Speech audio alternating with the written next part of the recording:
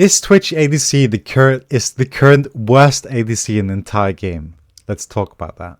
In this video, we will go over the builds, my current thoughts on the state of Twitch, and everything else as towards what builds to go, what I think is good, what I think is bad, having played several hundred games of Twitch to split. But currently, as we can see here, Twitch is sitting at the worst performance, being ranked the lowest. Something we haven't seen for a very long time, and it's not because of Vanguard, as someone would like you to believe. He's just not doing too well right now. But before that, hope you guys are having a good morning, everyone, officially like that. And for those that don't know, I have played the Master of the Split, having reached it twice now. This is the account I've been playing on. Been having a bit of a red carpet bump here. But before that, I was seeing about 200 LP. And as you can see, I also had to deal with a chat restriction. So yeah, I've played quite a lot of Twitch. And yeah. But before that, one thing I want to say is that currently until next patch 14.23, I'll be having a discount on my coaching, which lasts about 2 hours to 3 hours. Time isn't really a constraint there. For $15, normally it's $25, but now until next patch it's going to be $15. And you can also buy a package, which is $50, but then it's 5 coaching sessions, 1 each week, lasting about 1 hour. The 2-hour one is simply because then it's a one-time session, so then I think it's best set up that way. However, if you do the $50 one, then it's of course over a longer period of time, which then I don't think that is needed. But yeah, currently you can get 5 coaching sessions for 50 or 1 longer session for 15. So if you're interested in that, learning how to play Twitch or ADC or anything in general, any questions you might have, feel free to message me on Discord and we'll get sorted. But okay. So again, I've played Twitch. My highest win rate on this count was 62% win rate, I think, when I was about 200 LP Masters. I have this trial account, which I have not played too much on. But I intend on playing a bit later. But again, I've tried every single build here. You can see Huber, Stag Shiv, Blade Rune King, Stag Shiv on this count here. Collector, Stag Shiv, Blade Rune King, Tiamat, Yontal, everything. I've tried everything. And my current thoughts is that Yontal, although it's fun, it's not that great. And if you have to go at, I think the best possible angle you might have is going Yontal, Infinity Edge, and then Hurricane. But we'll talk about that later. Currently, my biggest problems with Twitch, I think, is that he's too LDR reliant. Whereas other ADCs, as we can see here, has oftentimes other things for this. Jinx has amplified damage, Draven has amplified damage, Corki has true damage, Ashe has amplify. Also abilities, Kog'Maw has magic damage, Jhin has normally more like a utility kind of thing, Kai'Sa has mixed damage, Varus has mixed damage, Caitlyn has amplified damage, Ezreal has kind of like mixed damage, Saya has different kind of playstyle, Tristana has high damage, Nyla has also kind of like some amplify, Vayne has amplify, Lucian has amplify, Samira kind of different again, Sivir also different, small to amplify, Aphelios kind of similar to Twitch, and we can see that his win rate is kind of reflecting towards Twitch right now. But at the end of the day, most ADCs tend to have like some amplify or mixed damage, which tends to solve some of the problems that other ADCs might have, such as Caitlyn having a passive and just generally like abilities and traps and all these other things to play around, which then removes kind of like the reliability of which Twitch has. And that is that mostly all of Twitch's damage is just pure physical damage. His auto attacks is pure physical damage outside of his passive. And my first solution to this, which I would like to see, is to have Twitch's passive be similar to Ambassador's ult, which is that per stag he gets like arm penetration. And I think although 1% would be nice, I don't think it would make quite a big difference. So something I would like to see on Twitch is maybe 2% penetration per stack, ending up at 12. And I know that Freak before said that he would like Twitch to become less ult reliant, and I do think that this is one of the ways for solving this. Of course, one of the band-aid fixes they could do is just revert the ult changes that they've done to Twitch, which would in turn give him some power back. Because currently, just most of these items just don't give enough AD to make Twitch be as impactful as he should be. Other changes, of course, could be Q breaking attack speed cap. I know this is one that I've said and others have said too.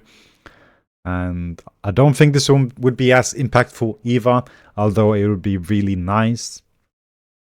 Other changes they could do to Twitch is just QL fixes, like this Q breaks our stealth and reveals you. If you auto attack and cancel it too fast, it will break out the stealth without falling through the auto attack. They did this fix for Aurora, but they haven't done it for Twitch. Other one is also changing how Kraken Slayer would work.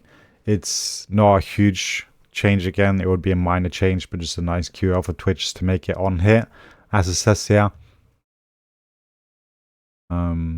Of course, this is something I'll go into another video, but at least just make this hit, right? On champions, and or like similar to PTA, like on attack, as opposed to on hit. Because currently Kraken Slayer isn't even on hit, and I'll address this in another video. Second, another change I would like to see is Conqueror working with Hurricane. I see no reason why this shouldn't be a thing now currently, due to the fact that it just wouldn't be that strong. It would just be nice.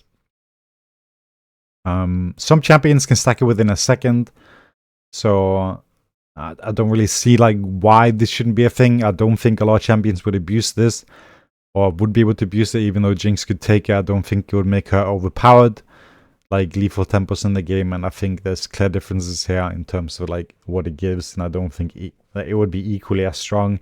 It would just be nice to have options.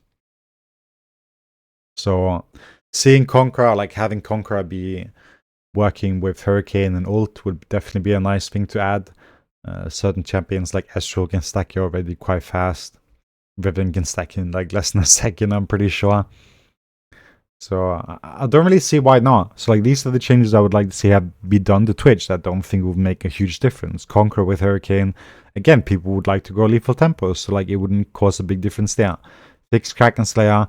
Make Q break the attack speed cap, because currently other champions have this too. So I don't see why Twitch shouldn't be able to have this as a hyper carry.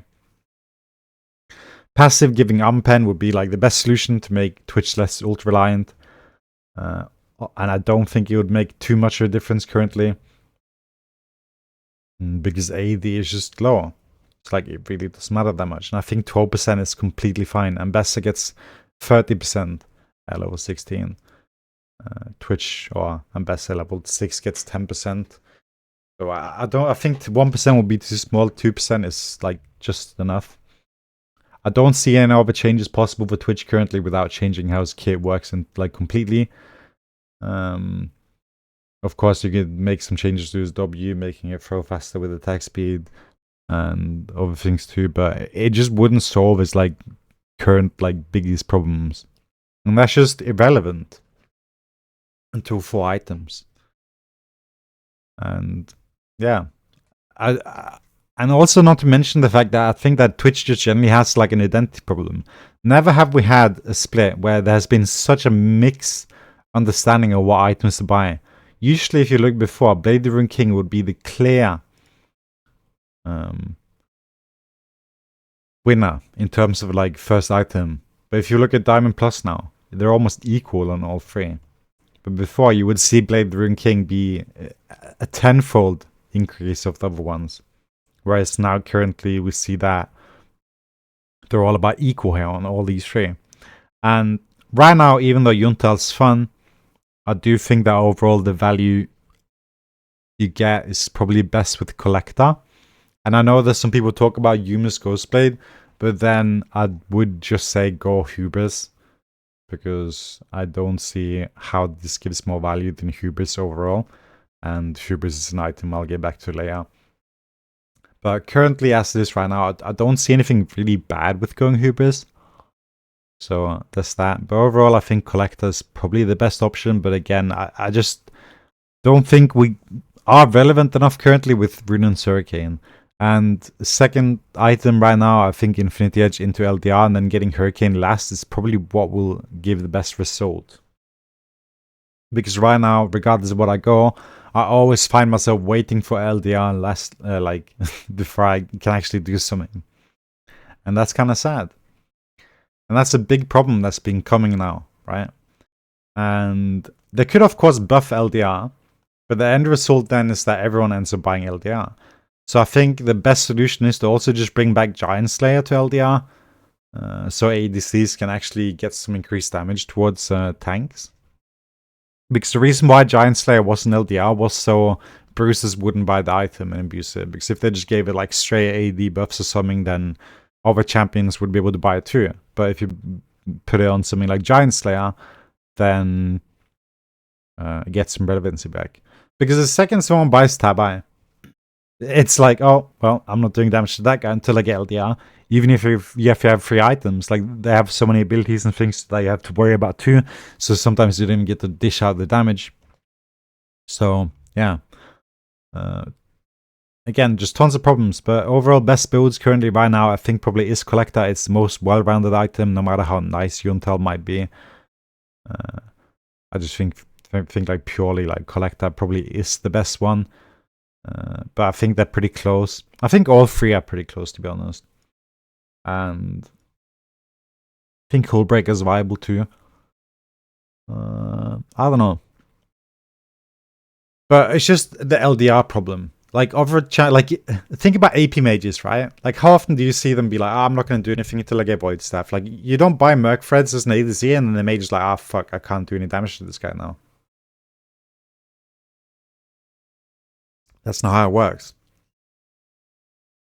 So I find it kind of weird that ADCs, especially Twitch, is so LDR dependent, whereas you can have carry mages not have that problem at all. Right?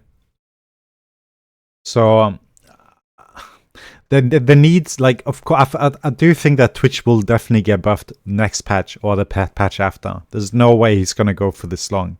He has been in Riot's eyes for a very long time. He's been a frequent mention of Freak when he talks about buffing or nerfing Twitch. So I do think it's our turn soon. And if not, I'll be very surprised. So I do think that we're getting buffed very, very soon. But I think just fundamentally there are some problems right now because of ADC's dependency of LDR. Unless you have mixed damage, as I said.